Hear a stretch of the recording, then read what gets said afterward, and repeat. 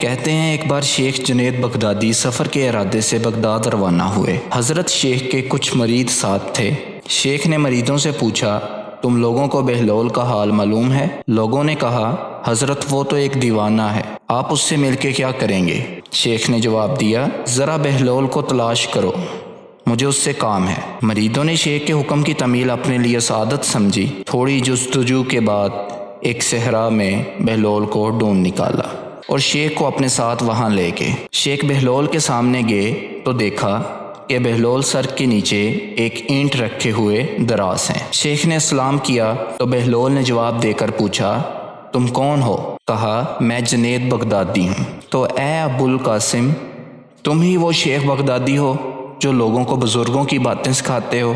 جی ہاں، میں ہی کوشش کرتا ہوں۔ اچھا، تو تم اپنے کھانے کا طریقہ تو جانتے ہی ہوگے۔ شیخ بغدادی نے کہا، کیوں نہیں، میں سب سے پہلے بسم اللہ پڑھتا ہوں، اپنے سامنے کی چیز کھاتا ہوں، چھوٹا نوالا بناتا ہوں، آہستہ چباتا ہوں، دوسروں کے نوالوں پر نظر نہیں ڈالتا، کھانا کھاتے وقت اللہ کی یاد سے غافل نہیں ہوتا۔ پھر دوبارہ کہا، جو لقمہ بھی کھاتا ہوں الحمدللہ کہتا ہوں، کھانا شروع کرنے سے پہلے ہاتھ دھوتا ہوں اور فارغ ہونے کے بعد بھی ہاتھ دھوتا ہوں۔ یہ سن کر بہلول اٹھ کھڑے ہوئے اور اپنا دامن شیخ جنید بغدادی کی طرف چٹک دیا۔ پھر ان سے کہا، تم انسانوں کے پیر و مرشد بننا چاہتے ہو اور حال یہ ہے کہ اب تک کھانے پینے کا طریقہ بھی نہیں جانتے۔ یہ کہہ کر بہلول نے اپنا راستہ لیا۔ شیخ کے مریدوں نے کہا، یا حضرت، یہ شخص تو دیوانہ ہے۔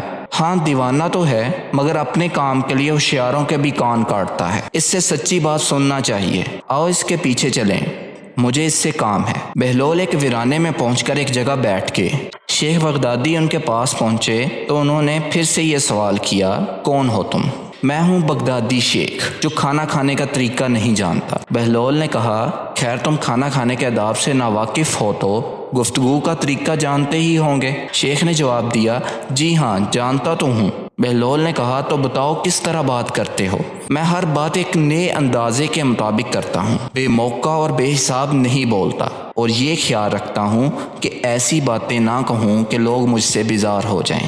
باطنی اور ظاہری علوم کے نقطۂ نظر میں رکھتا ہوں، اس کے ساتھ گفتگو کے آداب سے متعلق کچھ اور باتیں بھی بیان کی۔ بہلول نے کہا، کھانا کھانے کے آداب تو ایک طرف رہے، تمہیں تو بات کرنے کا ڈنگ بھی نہیں آتا۔ پھر شیخ سے منہ پھیرا اور ایک طرف چل دیے، اور اب مریدوں سے خاموش نہ رہا گیا۔ انہوں نے کہا، یا حضرت، یہ شخص تو دیوانہ ہے، آپ دیوانے سے بھلا کیا توقع رکھتے ہیں؟ بھئی مجھے تو اس سے کام ہے، تم لوگ نہیں سمجھ سکتے۔ اس کے بعد شیخ نے پھر بہلول کا پیچھا کرنا شروع کر دیا۔ بہلول نے مڑ کر دیکھا اور کہا، تمہیں کھانا کھانے اور بات کرنے کے آداب معلوم نہیں، سونے کا طریقہ تو تمہیں معلوم ہوگا۔ شیخ نے کہا، جی ہاں، معلوم ہے۔ اچھا بتاؤ تو تم کس طرح سوتے ہو؟ جب میں عشاء کی نماز، درود و وظائف سے فارغ ہوتا ہوں تو سونے کے کمرے میں چلا جاتا ہوں۔ یہ کہہ کر شیخ نے سونے کے وہ آداب بیان کیے جو انہیں بزرگان دین کی تعلیم سے حاصل ہوئے تھے۔ بہلول نے کہا، معلوم ہوا کہ تم سونے کے آداب بھی نہیں جانتے۔ یہ کہہ کر بہلول نے جانا چاہا تو حضرت جنید بغدادی نے ان کا دامن پکڑ لیا اور کہا، اے حضرت، میں نہیں جانتا، اللہ کے واسطے تم مجھے سکھا دو۔ کچھ دیر بعد بہلول نے کہا، میاں، یہ جتنی باتیں تم نے کہیں سب بات کی چیزیں ہیں، اصل بات مجھ سے سنو۔ کھانے کا اصل طریقہ یہ ہے کہ سب سے پہلے حلال کی روزی ہونی چاہیے۔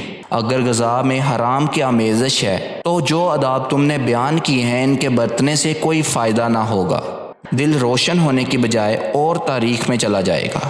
شیخ جنید بغدادی نے بے ساختہ کہا، جزاک اللہ خیر۔ پھر بہلول نے بتایا، گفتگو کرتے وقت سب سے پہلے دل کا پاک اور نیت کا صاف ہونا ضروری ہے، اور اس کا بھی خیال رہے کہ جو بات کہی جائے اللہ کی رضامندی کے لیے ہو۔ اگر کوئی غرض یا دنیاوی مطلب کا لگاؤ یا بات فضول قسم کی ہوگی تو خواہ کتنے ہی اچھے الفاظ میں کہی جائے تمہارے لیے وبال بن جائے گی، اس لیے ایسے کلام سے خاموشی بہتر ہے۔ پھر سونے کے متعلق بتایا، اس طرح سونے سے متعلق جو کچھ تم نے کہا وہ بھی اصل مقصود نہیں ہے۔ اصل بات یہ ہے کہ جب تم سونے لگو تو تمہارا دل بغض، کینہ اور حسد سے خالی ہو، تمہارے دل میں دنیا اور مال دنیا کی محبت نہ ہو، नींद आने तक अल्लाह के ज़िक्र में मशगूल रहो।